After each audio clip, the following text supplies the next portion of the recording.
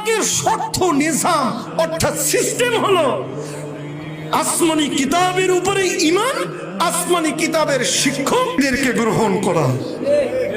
তাহলে জান্নাতে যেতে হলে এই দুইটা শর্ত ধরেন, একটা আপনি বাদ দিছেন, পারলে একজনে দাঁড়াইয়া বলেন হুজুর একটা গ্রহণ করলাম আর একটা করবো না, আমি জান্নাতে ঢুকতে পারবো।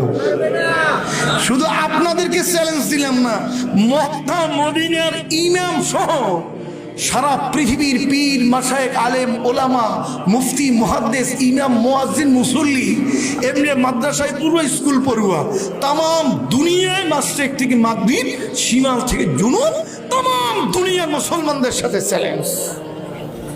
নবীর যুগে নবী এবং আসমানি কিতাব, আসমানি কিতাবের উপরে ঈমান, আসমানি কিতাবের ইলম অর্জনের জন্য উস্তাদ পৃথিবীর ভিতরে সর্বপ্রথম যিনি উস্তাদ হিসেবে শিক্ষক হিসেবে এই ধরা দামে এসেছিলেন, নামটা বলেন তো?